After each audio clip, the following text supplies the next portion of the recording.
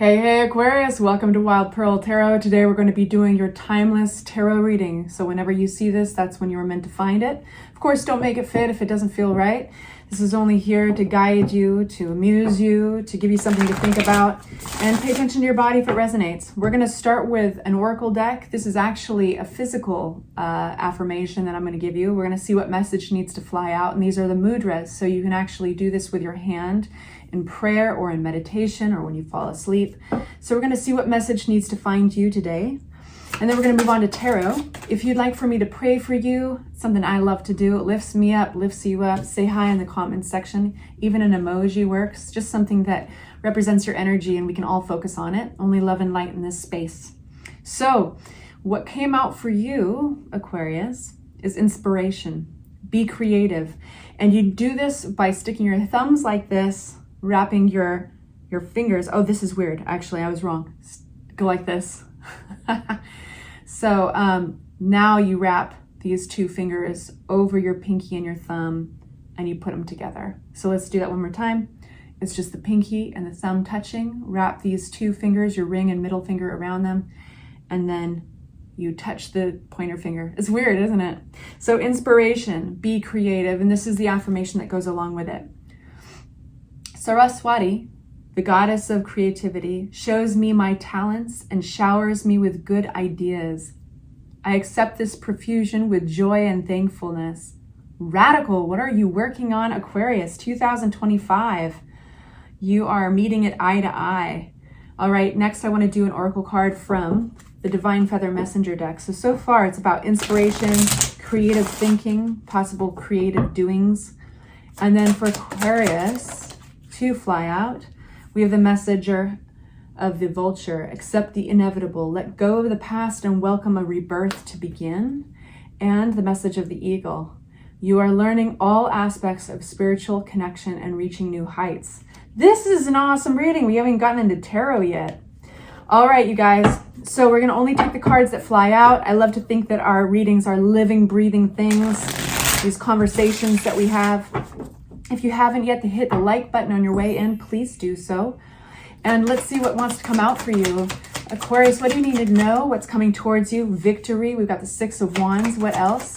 I'm going to give you a general feel for where we're going. Yeah, Ace of Wands. And then we got this intuition popping its head out. It's spun around in the deck. It's facing the wrong direction. I love that. But don't worry, your intuition is not facing the wrong direction. She just wanted to wave. We're going to give you an idea of where this tarot reading's going, and then I'm going to unpack it. So we'll get more detail in just a moment, but I just want to get these cards out. We've got wisdom coming out with the Hermit. What's giving you anxiety? So I think this is a really positive reading so far. We start with victory. Is this something to celebrate? Maybe you've had a recent celebration or achievement, but you can't sit on your laurels for too long, of course. You got to get back out there. If you have not received any kind of victory yet, you're still with me in this reading. It might be just around the corner. We're going to get more details. But for some reason, there might be some overthinking, overanalyzing. It's like, I almost want to say, as a tarot reader, I want to be like, can't you just let a good thing happen to you? You have to let it get to you. But we're going to find out why. My nose is itching, and so when you see me move my nose like that, rub my nose, it usually means I need to pay attention. So I'm going to focus on that card big time. We have Ace of Wands. This is, this could be a good anxiety that's coming out. Again, my nose is itching. When you're seeing, oh, wow, a real project, a real possibility, something that drives your passion, and it actually lands in your lap. It's like we're almost as fearful of our success sometimes as we are of failure, right? It's natural to fear failure, but sometimes we fear our success. Here's the Hermit card. So this is granting major, major wisdom. This is going within, searching for the answers inside. So really cool reading so far. Let's get some more details out. The Six of Wands. So this seems like reaching a milestone. Pat on the back.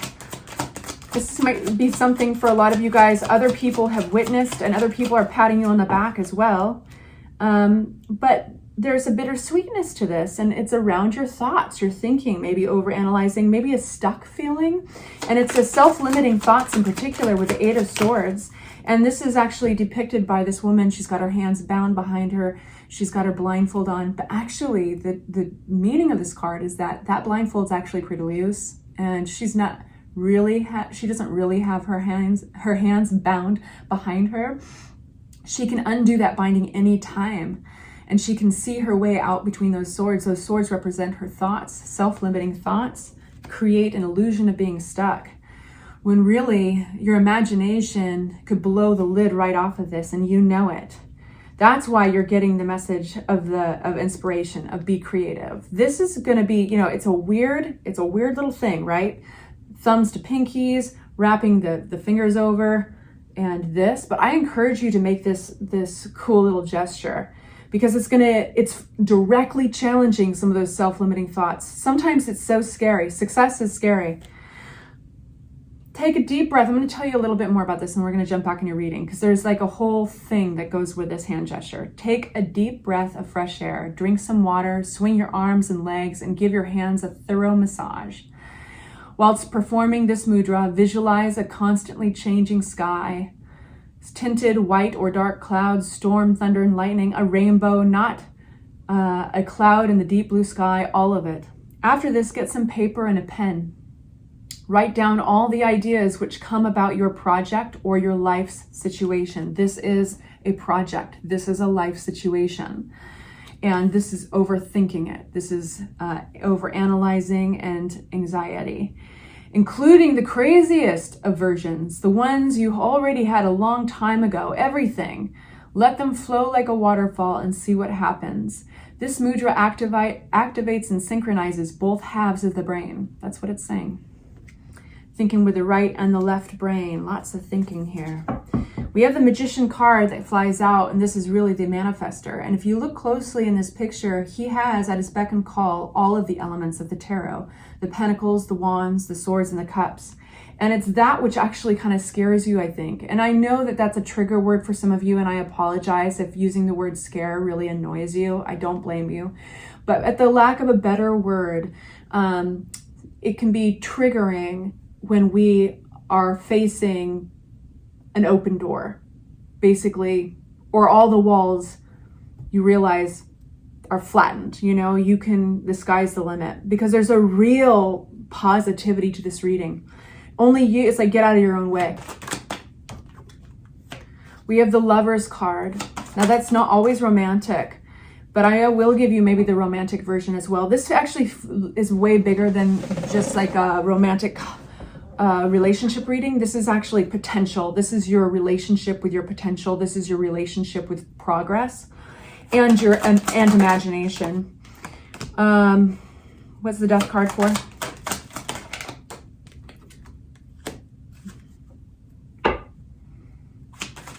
More on the Death card.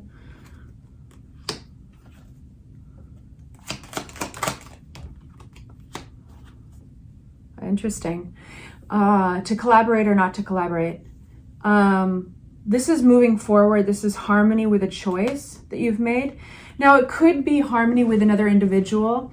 I don't see romance really, like I said, dotted a lot through this. It's more about your relationship with progress and allowing your imagination and creativity to lead the way.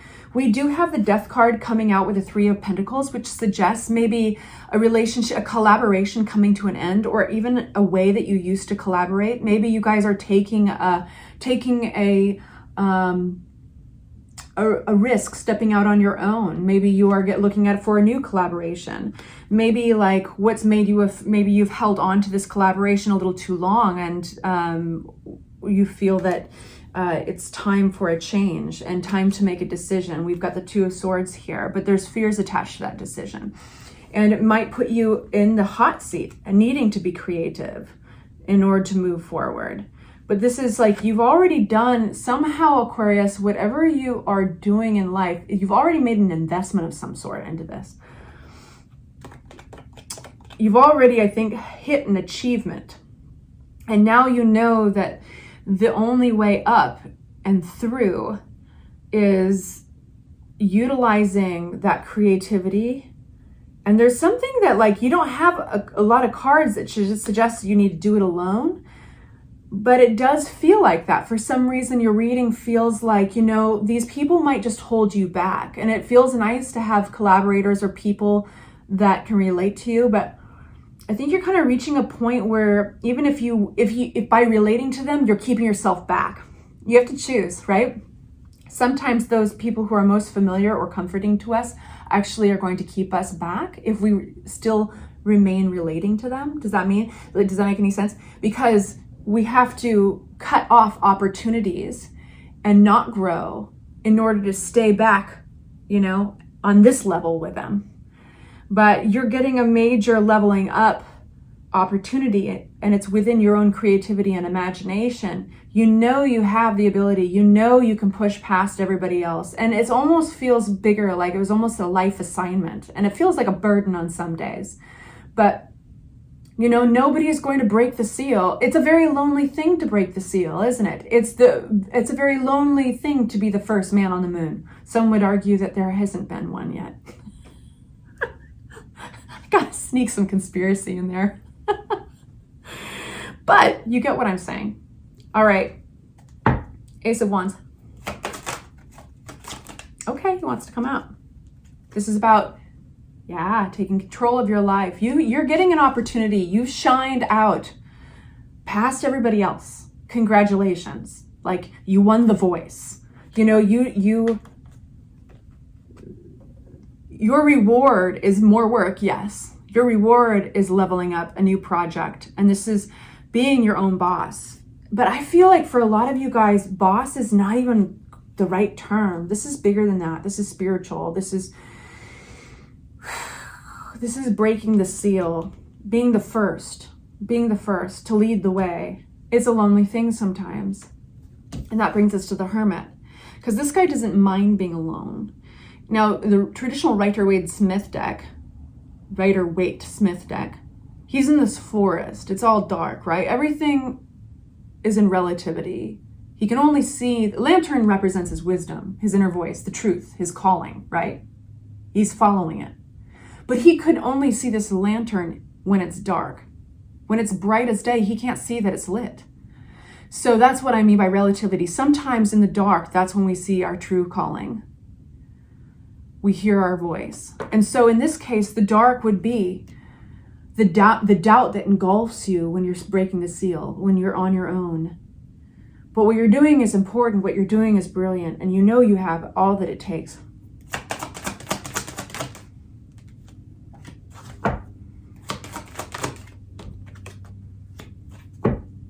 Who's this Queen of Pentacles? I think, one sec, wait a minute, before I speak too soon. Somebody might be creating an indecision. Now, if this is not you, this is somebody else's energy, and this would be maybe an earth sign, somebody who's very practical. It doesn't have to be a zodiac specific sign. If it was, it would be like, if it was associated to earth signs, it would be a Virgo, a Capricorn, or a Taurus. But this is somebody or a voice of your own that is very practical. It's very much like, well, where is your money coming from? Where's the next check going to come from? And exactly how are we going to apply this to the bills? And this is a very nurturing energy. It's looking out for you. And if this is somebody outside of yourself but familiar, it could be somebody very close to you. It has a mothering type of energy, but a very practical a type of nurturing approach. And it's that's the only thing that's kind of, this voice is kind of keeping you back in this space, making you indecisive. Wheel of Fortune is stagnant, isn't moving forward. It's afraid to move forward. And so it keeps you in this stagnant place when you go within, right? Because what lies out there is this giant world. Anything can happen there, but also so can travel. Distances is a relationship with this card. So this is newness, whether you're working with people who are very different from you or working in lands, distances from you, travel, communications that are different than what you're used to. So you might be going in and doing some deep thinking on this, and of course the helpful bit to remember with this is that it's a good time to clear out noise. It's a good time to spend some time alone. However you go about in a healthy manner, creating that dark forest so that you can see your lantern. That's going to aid you in moving forward, making progress.